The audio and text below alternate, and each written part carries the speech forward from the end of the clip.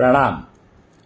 कुछ नाकर गुरुजी आज वापस आपके सामने है और ये किताब पुस्तक उनके हाथ में है, वयस्कता की ओर बढ़ते कदम,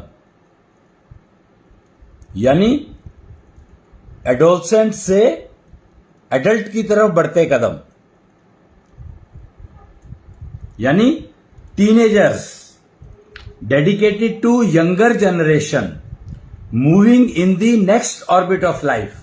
ये किताब कहती है कि वयस्कता की ओर बढ़ते कदम का मतलब है एडल्टहुड की तरफ चल रहे हो आप।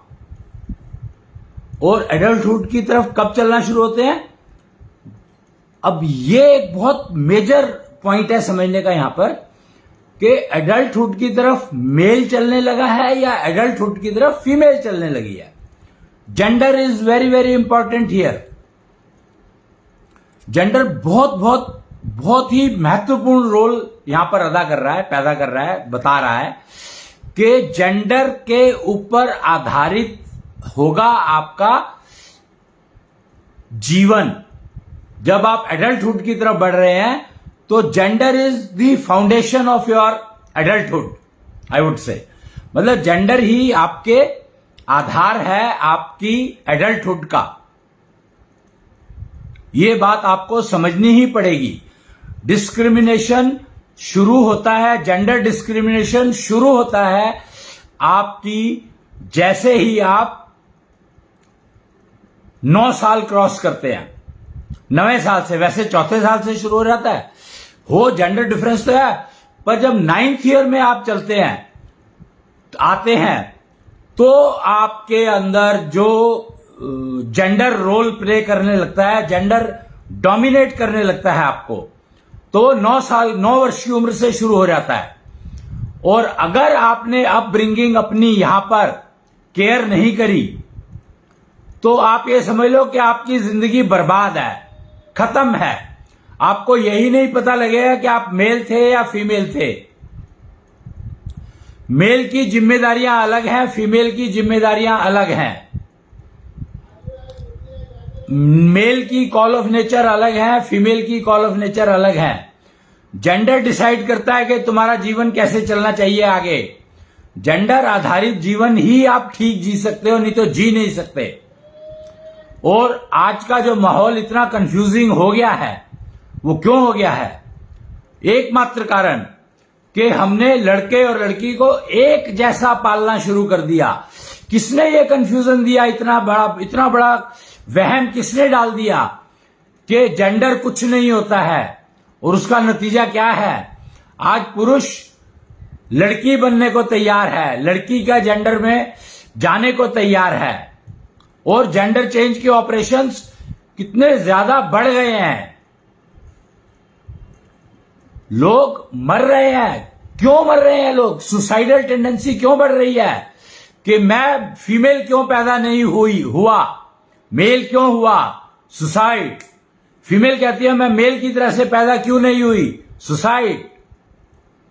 और मैक्सिमम सुसाइडल टेंडेंसी है टीनेज में। टीनेज में क्यों? क्योंकि 9 साल के बाद से, एक्चुअली एक तो सबसे बड़ी प्रॉब्लम हुई, टीन एज कहना शुरू कर दिया हमने। टीन एज का कोई मतलब नहीं होता है। 9 वर्ष की उम्र में जैसे ही आप प्रवेश करते हो 9वें वर्ष में, 9th ईयर में, तो आपका जेंडर आपके ऊपर डोमिनेट करने लगता है। और एडल्टहुड में आप उसी जेंडर को लेकर के चल रहे हो। और सुसाइडल टेंडेंसी क्यों डेवलप होती है?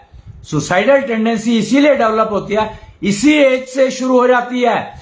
सुसाइडल टेंडेंसी का विकास 9th ईयर से शुरू हो जाता है दिमाग में।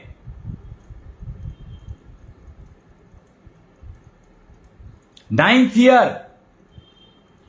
और लड़कियां ज्यादा सुसाइड करती हैं। क्यों? यह समझना ही होगा हमें कि जेंडर डिस्क्रिमिनेशन के नाम पर हम लोगों ने उस कम्युनिटी को सुसाइडल पाथ पर डाल दिया जो कि सबसे महत्वपूर्ण जनरेशन है किसी भी राष्ट्र के लिए, किसी भी नेशन के लिए। एक तो ये कंट्री और नेशन, इसका अंतर आपको समझना ही होगा। तो आज का टॉपिक मैंने क्या लिया है? Pain and pleasure. Pain and pleasure, इन दो शब्दों में ही सारी की सारी दुनिया फंसी हुई है। और सुसाइडल टेंडेंसी के रीजन ही ये दो बने हैं, पेन और प्लीजर। Pain and pleasure. जिसको पेन है वो सुसाइड करना चाहता है, और जिसको प्लीजर है उसकी वजह से दूसरे सुसाइड करना चाहते हैं। सोचो कि दो शब्द आपकी जिंदगी को खा गए और आपको पता भी नहीं लगा कि कब इसने आपकी जिंदगी को खत्म कर दिया। और माइंड इट, ये दो ही वर्ड हैं जो जेंडर डिस्क्रिमिनेशन के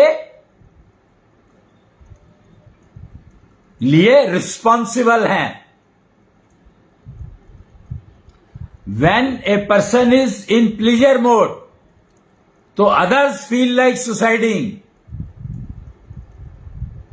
And when the person is in pain mode, the person himself or herself wants to suicide. तो दोनों ही केसेस में हम लोग सुसाइड की तरफ जा रहे हैं। कारण है gender, missing gender information, missing gender strength, missing gender knowledge. हमें जानकारी ही नहीं है कि इस जेंडर का फायदे क्या है, नुकसान क्या है। माइंड इट, प्रकृति की बनाई हुई कोई भी चीज नुकसान नहीं दे सकती। हमें उपयोग करना नहीं आता है। तो इन दो शब्द मैंने यूज किए, पेन एंड प्लीजर। अब मैं दो और नाम ले रहा हूं देवियों के, लक्ष्मी और सरस्वती।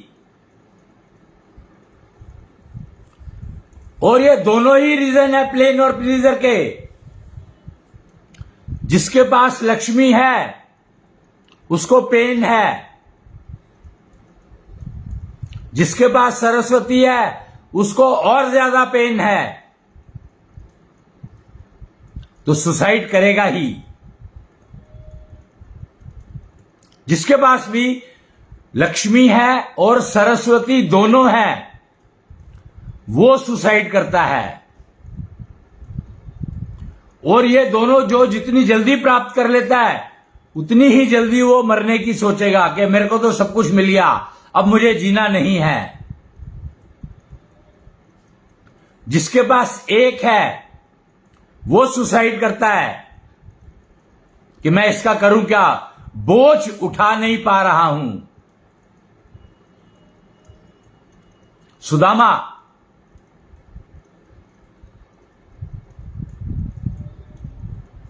उसको ज्ञान का बोझ था,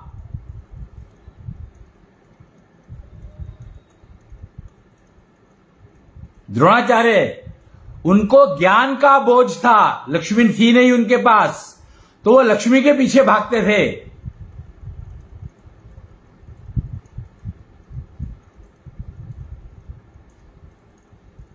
और कमाल देखो, जिसके पास लक्ष्मी है वो लक्ष्मी से जान छुड़ाना चाहता है, दान कर रहे हैं। अभी कहीं पर वो कोई वेस्टर्न कंट्री का कोई बहुत बड़ा वो था जिसने अरबों रुपए दान किए। जिसके पास लक्ष्मी है वो लक्ष्मी से जान छुड़ाना चाहता है, कहता है नहीं तो मैं मर जाऊंगा बोझ के नीचे, पाप कमा रहा हूं मैं, बोझ मेरा इतना हो गया कि मुझे पता ही नहीं लग रहा पाप और पुण्य क्या है, इतना बोझ हो गया। तो वो पैसा दान कर रहा है, लक्ष्मी को दान कर रहा है।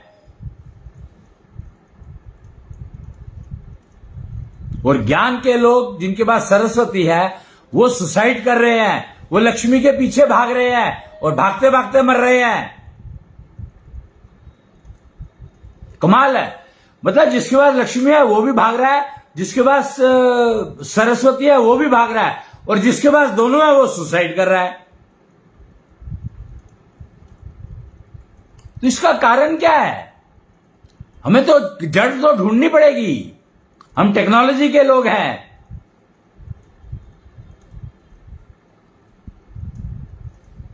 और हम सनातन की बात करते हैं, यानी वो टेक्नोलॉजी जो हमेशा चलती रहे, परफेक्ट चलती रहे।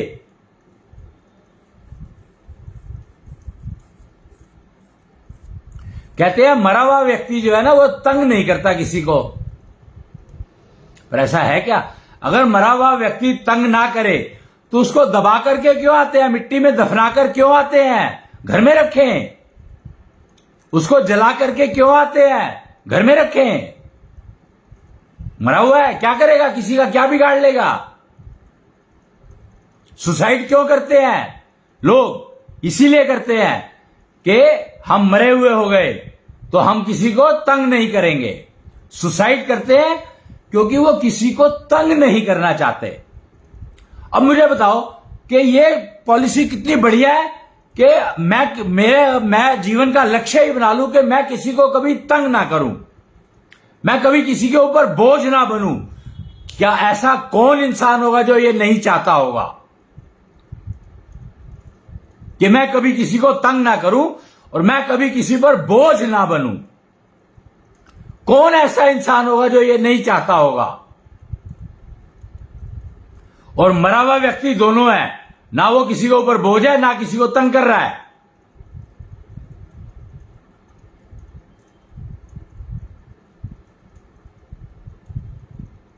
पर उससे सभी लोग तुरंत जान छुड़ाना चाहते हैं, जितनी जल्दी हो सके। और यही रीजन बनता है सुसाइड का, सुसाइड करने का, कि अब मेरे को समझ आ गया कि मैं किसी के ऊपर बोझ नहीं बनना चाहता और मैं किसी के ऊपर किसी को तंग नहीं करना चाहता, तो मैं मर जाता हूं। और वो सुसाइड कर लेता है।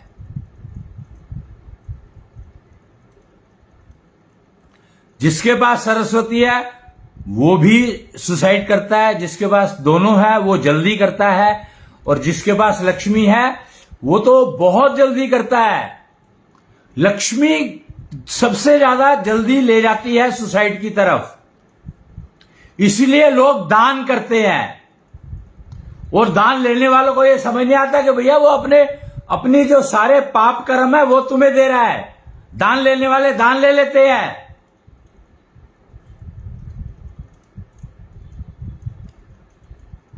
दान दिया क्यों उसने? क्योंकि वो अपनी जान छुड़ाना चाहता था।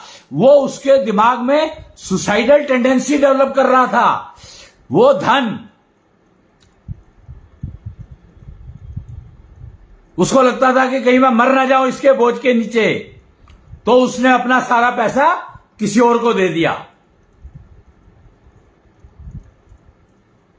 आप अगर इसको समझना चाहते हो, वैसे समझ तो गए होंगे, कि कंपनी में जो कोई बिजनेस करता है वो अकाउंट्स का काम किसी और को दे देता है।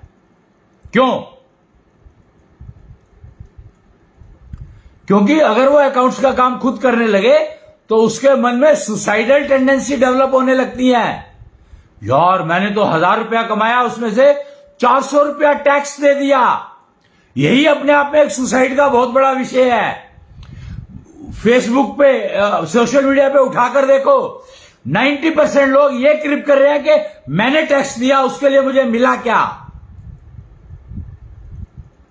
कमाल है भैया। उसमें तुमने टैक्स दिया क्या? अपनी जेब से दिया क्या? तुम्हारी जेब में जो 1000 रुपए डाला वो किसने डाला? वहां पर कहते हैं हमने मेहनत करी। तुम्हारी मेहनत को कोई 2 पैसे को नहीं पूछता है। क्यों करवाएगा कोई तुम्हारे से मेहनत? कोई तुम्हें तंग क्यों करेगा? कोई तुम्हें तंग क्यों करेगा? कारण बताओ। तुम गए उसके पास कि मुझे मेहनत करनी है, मुझे काम दो।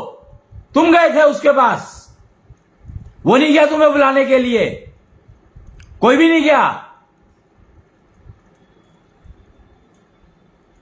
पर यह बात समझ में कैसे आएगी कि भैया मांगने तो मैं गया था काम, डॉक्टर के पास मैं जाता हूं, डॉक्टर नहीं आता मेरे पास।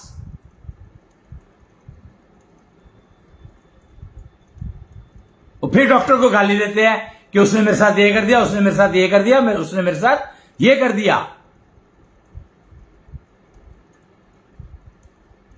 डॉक्टर पेन, तुम्हारा पेन था, तुम गए, पेन किलर दे दी उसने, प्रॉब्लम क्या है?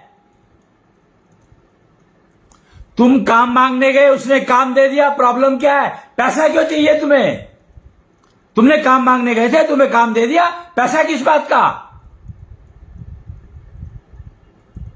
समस्या यही है कि हम पैसा मांगने गए थे, पर हमने ये नहीं कहा कि हमें पैसा दे दे, हमने कहा तू हमें काम दे दे। बेईमान कौन? काम मांगने वाला बेईमान है और कहेगा काम देने वाले को बेईमान। बताओ, अगर तुम काम मांगने गए हो तो तुम्हें क्या हक है कि काम के अलावा तुम्हें कुछ और मिले? कोई हक नहीं है, एक पैसे का भी हक नहीं है। तुम्हें काम दिया उसने, यही एहसान है तुम्हारे ऊपर। यह एहसान है, एहसान कि उसने तुम्हें काम दे दिया। तुम मांगने गए थे, तुम्हें मुंह मांगा, मतलब कमाल है, तुम्हें मुंह मांगा काम दे दिया, फिर उसको तुम कह रहे हो कि तूने हमें पैसे नहीं दिए। इससे बड़ी शर्मनाक बात और क्या हो सकती है किसी भी इंसान के लिए? अगर वो इंसान है तो वो काम मांगने गया है तो काम करके वापस आ जाना चाहिए उसको। काम मांगने वो गया था या वो गई थी। यही है जेंडर डिस्क्रिमिनेशन। जेंडर डिस्क्रिमिनेशन का मतलब मेल फीमेल नहीं होता है। जेंडर डिस्क्रिमिनेशन का मतलब है जो काम मांगने गया उसको काम जिसने दिया, ये दो जेंडर हो गए आपस सामने सामने। जो काम मांगने जा रहा है उसका एक जेंडर मान लो और जो काम दे रहा है उसका दूसरा जेंडर मान लो। और जिसने काम दे दिया, काम करो और घर जाओ, खड़े किस लिए हो? तुम उसका एहसान मानो कि धन्यवाद आपने मुझे काम दिया। इतनी सी बात नहीं समझ पा रहा इंसान आज का। ये हालत हो गई है इंसान की कि वो काम मांगने जाता नहीं है, सामने वाले को लूटने जाता है। प्रॉब्लम ये है, और वो ये मानना नहीं चाहता कि मैं उसको लूटने जा रहा हूं, कहना नहीं चाहता। मंशा उसकी वही है, उसको पता है सुसाइडल टेंडेंसी क्यों डेवलप होती है। इसीलिए भी इन्हीं चीजों से सुसाइडल टेंडेंसी बनती है कि मैं तो काम मांगने गया था, मुझे काम दे दिया, यही उसका बहुत बड़ा एहसान है।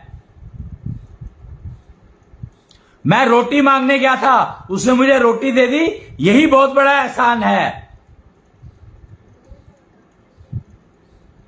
मैं पैसे मांगने गया था, उसने मुझे पैसे दे दिए, यही बहुत बड़ा एहसान है।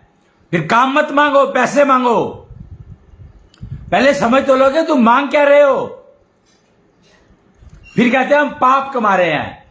पाप कमाना किसको कहते हैं? पाप कमाना इसी को कहते हैं।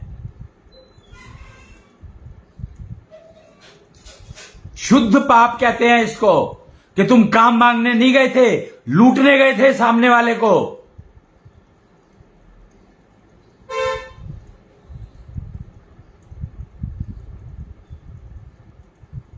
और क्योंकि उसने तुम्हें काम दे दिया, अब तुम्हें उसको मारना है। क्योंकि उसने काम दिया, क्यों? मैं तो उसको लूटने गया था, पर मैंने कहा नहीं कि मैं तेरे को लूटने आया हूं।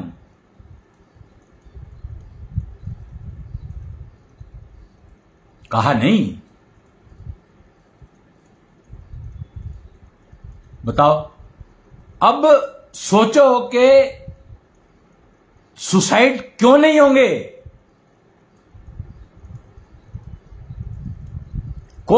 हर इंसान के मन में आज की तारीख में मरने की इच्छा है। जबकि इसकी इच्छा की जरूरत क्या है भैया, मरोगे तो हो ही, पक्का है।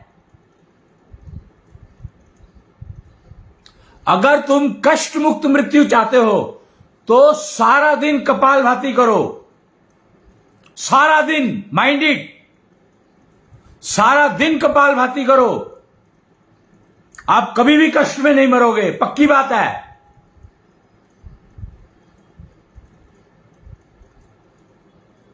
कष्ट मुक्त मृत्यु का इतना सरल तरीका दे रहा हूं मैं तुम्हें, सर्वोत्तम और गारंटीड, पक्की बात है। आप हर समय कपालभाति करते रहो, आप मरोगे नहीं।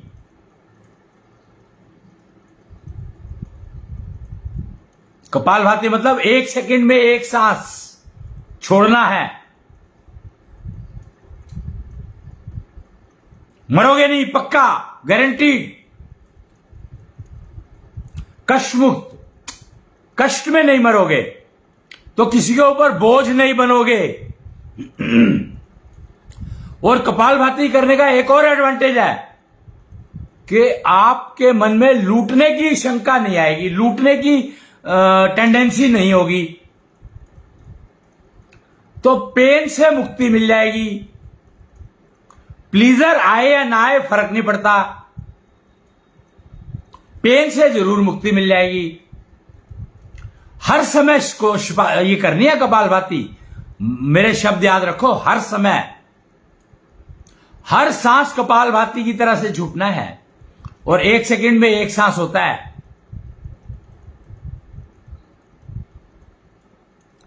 कपालभाति करता क्या है, अब मैं आपको बताऊंगा कपालभाति करने का एडवांटेज क्या है। कपालभाति में आप सांस छोड़ते हो ऐसे,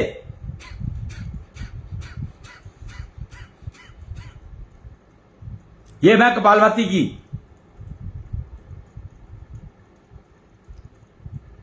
कपाल, सिर, मस्तिष्क, जब आप कपालभाति करोगे तो मस्तिष्क में कोई भी कूड़ा, कोई भी दुष्ट विचार या किसी भी तरह का विचार रहेगा नहीं आपके दिमाग में, तो आप गलत करोगे ही नहीं ना। आप गलत करने से छूट गए, हर तरह के पाप करने से छूट गए आप, हर तरह के पाप करने से छूट गए आप। कंडीशन है क्या, कपालभाति हर समय करनी है, क्योंकि विचार हर समय आते हैं, तो हर समय बाहर फेंकने हैं।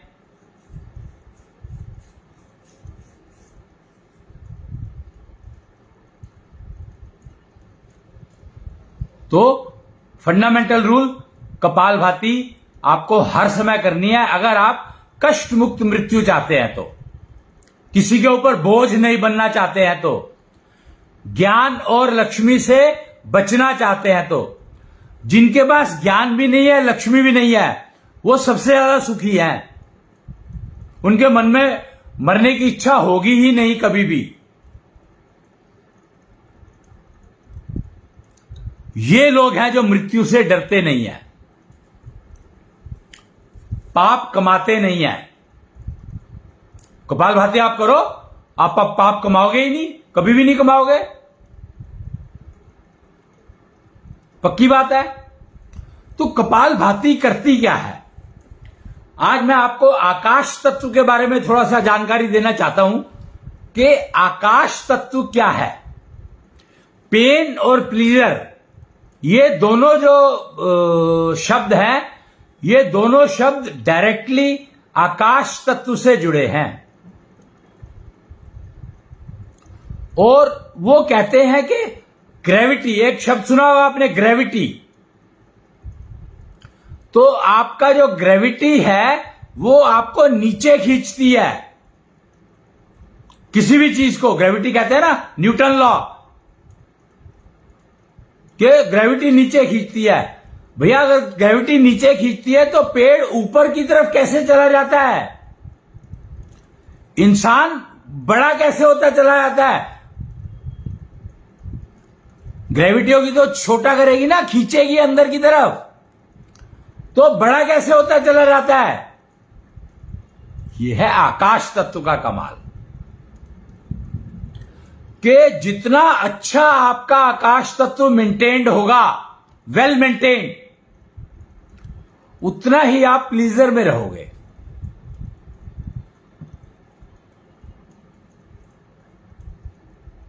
लेकिन जब आप कपालभाति करते हो तो आप ना तो प्लीजर में रहोगे ना आप पेन में रहोगे। तो अगर आपको प्लीजर में रहना है तो आकाश तत्व, पर अगर आप प्लीजर में रहना चाहते हो पर पेन में रह रहे हो तो आकाश तत्व। तो मोटा मोटा आप ये समझो कि मान लो आपको कोई खरोंच लग गई तो पेन होता है कि नहीं होता? तो ये खरोंच लगने से हुआ क्या? अब आप यहां पर समझना है हमें ये बात कि एक जरा सी खरोंच ही तो लगी है, पेन क्यों? हम टिटनस का इंजेक्शन लगवाने जाते हैं, क्यों? खरोंच लगती है तो आकाश तत्व बिगड़ता है। सर्जरी होती है तो आकाश तत्व पुअर हो जाता है, गरीब हो जाता है। मेंटेन करना बहुत मुश्किल होता है। सर्जरी का आकाश तत्व मेंटेन करना सबसे मुश्किल काम है। क्यों? आयुर्वेद के लोग कहते थे अगर सर्जरी नहीं हुई है तो आपका ट्रीटमेंट बेटर होगा। बहुत सारे वैद्य और हकीम यही कहते हैं कि सर सर्जरी से पहले आ जाओ, कोई भी प्रॉब्लम हो हम ठीक कर देंगे। परंतु अगर सर्जरी हो गई है तो हम कुछ नहीं कर सकते। कारण, एकमात्र कारण कि आपका आकाश तत्व बिगड़ गया और इस एक्सटेंट तक बिगड़ गया कि कोई भी दवाई उसको वापस रिकवर नहीं करवा सकती। क्यों? क्योंकि वो आकाश तत्व जो है रिकवर करना है तो उसके लिए आपको अपनी हार्ट बीट चाहिए।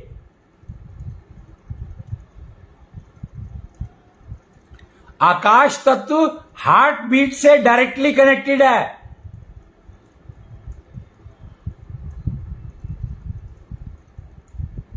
और यही है HBM technology, heart beat modulation technology, शंख टेक्नोलॉजी। शंख क्या करता है? आपके फेंकी हुई हवा और कार्बन डाइऑक्साइड उनको मिला करके साउंड एनर्जी में कन्वर्ट कर देता है। तो CWE technology, convert your waste into energy.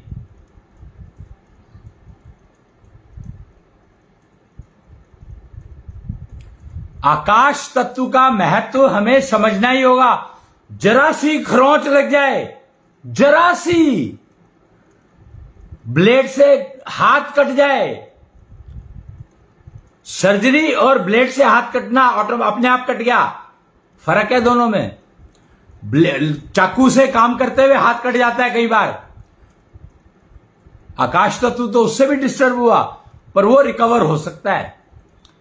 Surgery वाला जो आकाश तत्व है, जो जानबूझकर चाकू मारा गया, तो वो आकाश तत्व डिस्टर्ब, रिकवरी बहुत मुश्किल है, वेरी वेरी डिफिकल्ट।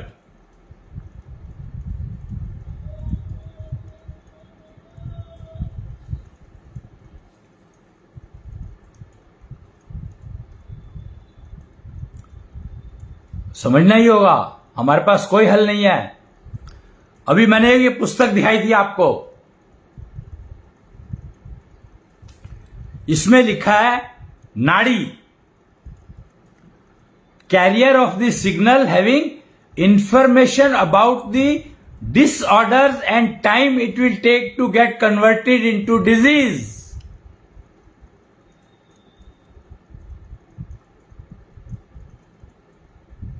देखो कमाल है ना कि नाड़ी नब्ज is a carrier of the signal having information about the disorders and time it will take to get converted into disease। ECG करते हैं हॉस्पिटल में डॉक्टर्स, तो क्या करते हैं? यही पढ़ते हैं, नाड़ी पढ़ते हैं। वैद्य, हकीम, वो नाड़ी पढ़ते हैं, क्योंकि नाड़ी में लिखा है आपके डिसऑर्डर्स। मैं भी एक नाड़ी ज्ञान का एक्सपर्ट हूं, इसलिए मुझे मालूम है।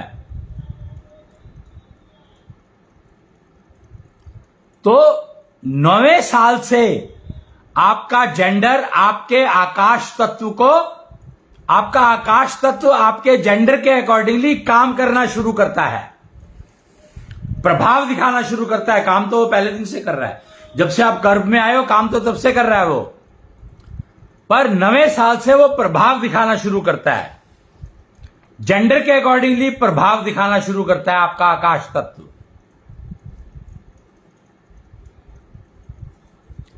और अब तो कहते हैं कलयुग में तो ये पोजीशन हो गया है कि ये 2 साल की लड़कियों को पीरियड शुरू हो जाते हैं। तो उसका कारण है गर्भ में मां के द्वारा ली गई मेडिसिन। गर्भावस्था में मां ने ऐसी ऐसी मेडिसिन ली, ऐसा ऐसा खाना खाया, जिसकी वजह से अगर कन्या हुई है, लड़की हुई है, तो उसके साइकिल, आकाश तत्व इतना बढ़ गया कि उसका सारा सिस्टम ही बिगड़ गया। उम्र ही बेचारी की कम हो गई, खत्म हो गई, उसका बाल्यकाल ही खत्म हो गया, उसका गर्भकाल ही खत्म हो गया, उसका 14 साल की उम्र 2 साल की उम्र रह गई। 2 साल में उसने 14 साल जी लिए। पीरियड शुरू होने चाहिए 14वें साल में लड़की के। अगर 14वें में नहीं होते हैं तो समझो कोई प्रॉब्लम है, और 14 से पहले शुरू हो जाते हैं तो समझो कोई प्रॉब्लम है। और मां ही जिम्मेदार है इसके लिए, और कोई नहीं। गर्भ में मां का खाया पिया कन्या को ये सारी समस्या, उसके आकाश तत्व को बढ़ाता घटाता है।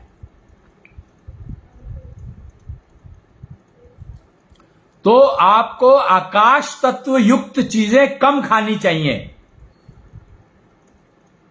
सबसे इंपॉर्टेंट इंफॉर्मेशन यहां पर यह है कि आपको आकाश तत्व युक्त चीजें, डाइट जितनी कम खाओगे उतने सुखी रहोगे।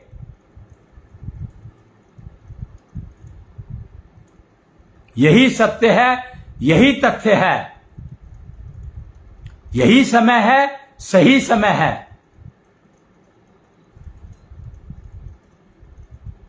तो इसलिए ये जानकारी जो मैं दे रहा हूं इसको समझो कि आपको भोजन वो चुनना है जिसमें आकाश तत्व मिनिमम हो। हमेशा हमेशा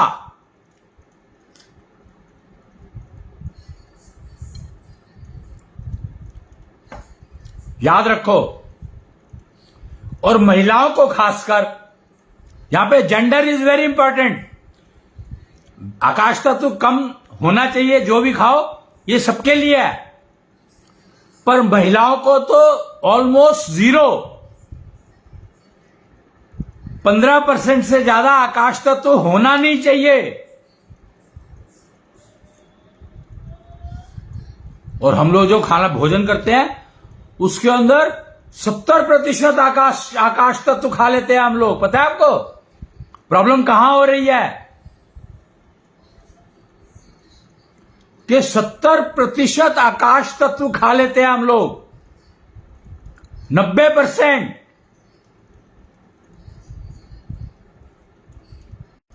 इमेजिन क्या होगा आपका,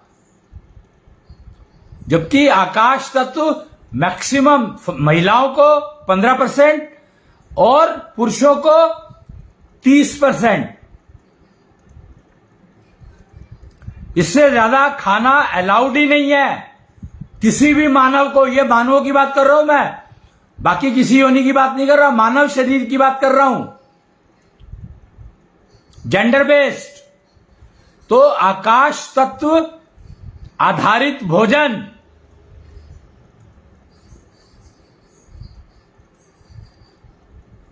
पेन और प्लीजर,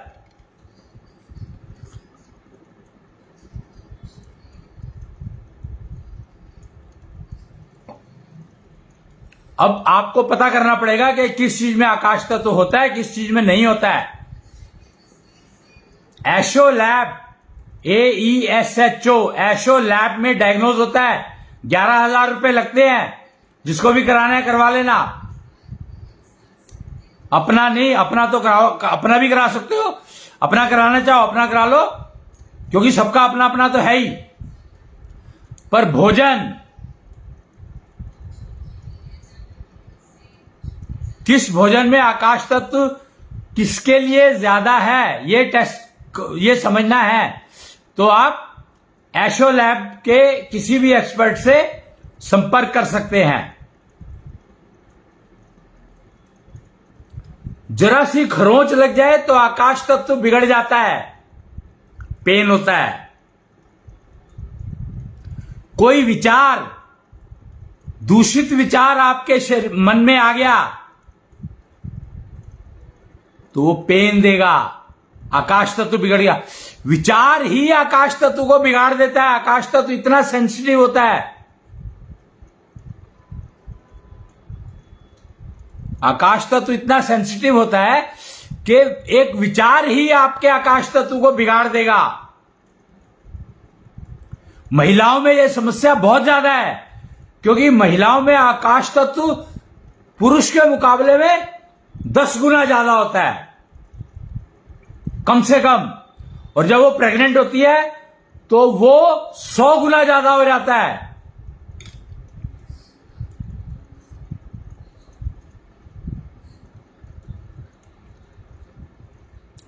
और अगर लड़की गर्भ में हो तो 1000 गुना। समझ लो ये बातें। तो आपको चेक कराने की जरूरत नहीं है कि लड़का है लड़की है, क्योंकि आकाश तत्व तो आपको मिनिमम रखना है। आपका जितना आकाश तत्व है उस परसेंटेज होनी चाहिए, उससे ज्यादा है तो आपको बहुत केयर लेनी है, कम है तो भी केयर लेनी है। मेंटेन रखना है आपको, बैलेंस नहीं, मेंटेन। बैलेंस कुछ नहीं रखना है, आकाश तत्व को मेंटेन रखना है। हां, एशो लैब आपको यह बता देगी कि आपका किस तत्व के कारण आपका आकाश तत्व जल्दी बिगड़ जाता है। 11,000 रुपए इसके लिए हैं।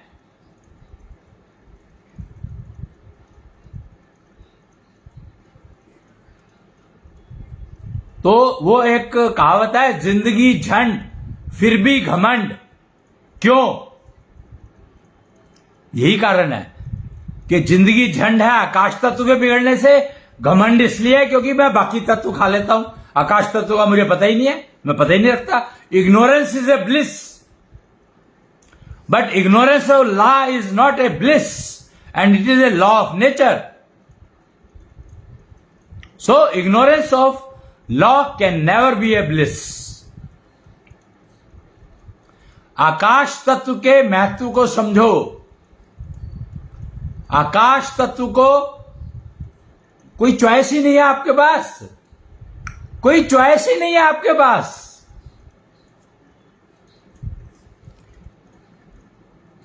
सरस्वती आकाश तत्व का उपयोग करवाती है, लक्ष्मी आकाश तत्व का दुरुपयोग करवाती है। अब प्रॉब्लम क्या है कि लक्ष्मी आकाश तत्व का दुरुपयोग करवाएगी और सरस्वती उपयोग करवाएगी। पर अब यहां पे जेंडर रोल प्ले करने लगता है कि सरस्वती मेल की या सरस्वती फीमेल की। नेचुरली सरस्वती तो सरस्वती है, वो थोड़ी बदल जाएगी, पर तुम तो हो अलग। अगर तुमने ऑपरेशन से अपना जेंडर चेंज कर लिया, इसका मतलब ये नहीं कि सरस्वती को नहीं पता।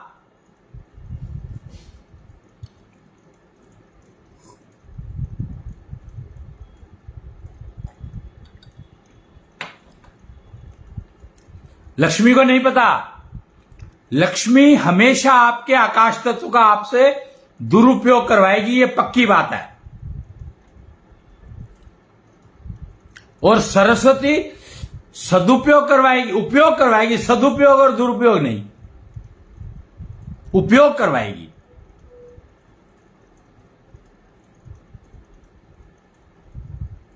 अब वो मेल जेंडर और फीमेल जेंडर, जेंडर डिपेंडेंट है कि जेंडर अगर यूज को उपयोग कर रहा है तो वो डिसाइड करेगा कि उसका दुरुपयोग करूं या सदुपयोग करूं। तो डिसीजन जेंडर के ऊपर है। सरस्वती के मामले में जेंडर के ऊपर है और लक्ष्मी 100% दुरुपयोग ही करवाएगी, चाहे जेंडर कोई भी हो। और कंफ्यूजन बड़ा इसीलिए है जेंडर के ऊपर क्योंकि लक्ष्मी दिखती है, सरस्वती सुनती है। लक्ष्मी दिखती है, सरस्वती सुनती है, यह फर्क है।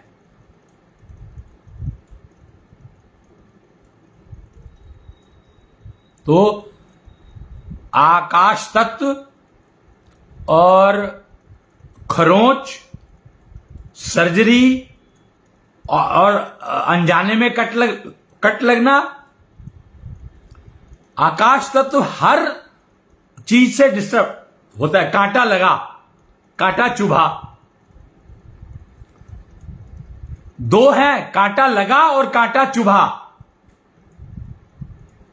लगा तो मतलब किसी ने भी लगा दिया तो सर्जरी हो गई, और चुभा यानी आप फूल तोड़ रहे थे, गुलाब का कांटा लग गया आपको, तो वो चुभा। चुभने से आकाश तत्व डिस्टर्ब तो हुआ पर टेम्परेरी, लेकिन अगर किसी ने लगाया है तो वो लाइफ लॉन्ग तक हो सकता है। वो आपके आकाश तत्व को रिकवर ही ना करने दे। संभव है ये। तो यही फर्क है, कांटा लगा या कांटा चुभा, और आकाश तत्व से इसका कनेक्शन।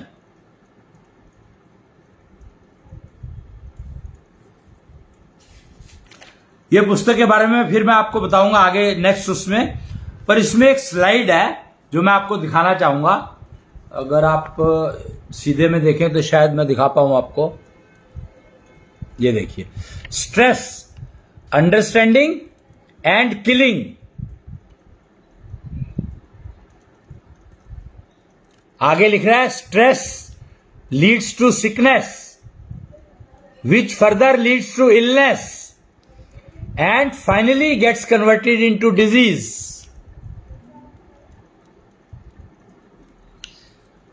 सबसे पहले स्ट्रेस आता है, फिर वो सिकनेस में कन्वर्ट होता है, फिर वो इलनेस में कन्वर्ट होता है, उसके बाद डिजीज बनता है, बीमारी बनता है।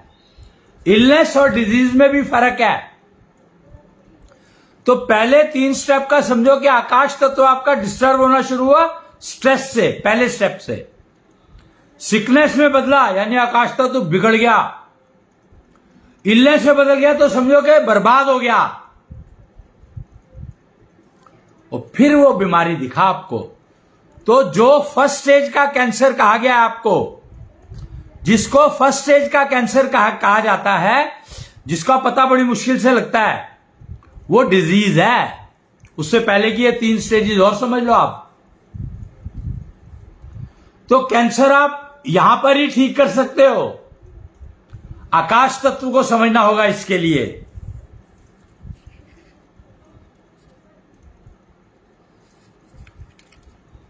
और आकाश तत्व के लिए शंख टेक्नोलॉजी, एकमात्र सिस्टम, शंख टेक्नोलॉजी, एकमात्र सिस्टम।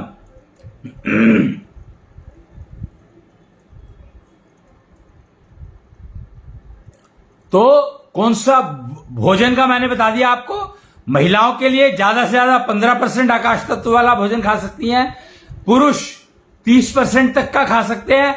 अवॉइड करें तो बेटर है, 0 हो नहीं सकता, कुछ ना कुछ जरूर होगा। आकाश तत्व 0 कभी नहीं हो सकता।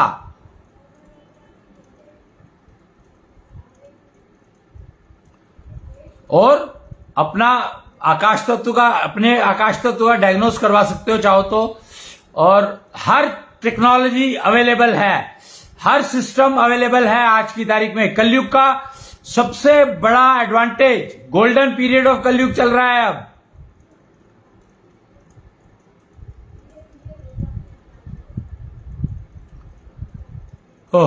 तो आज के लिए इतना ही।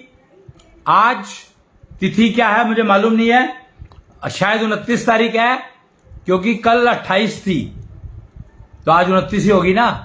29 तारीख मान के चल रहा हूं मैं कि आज 29 तारीख है, इसलिए मुझे ये आकाश तत्व के ऊपर ज्ञान आज देना अति आवश्यक था। 28 है तो भी बनता है, 29 है तो भी बनता है। वो 28 योग का दिन है और शनि की वजह से, 29 है तो चंद्रमा की वजह से, 2। 28 है तो शनि की वजह से 8, और 29 है तो 2 की वजह से, यानी चंद्रमा की वजह से। यह ज्ञान आज देना अति अति आवश्यक था मेरे लिए, आकाश तत्व का।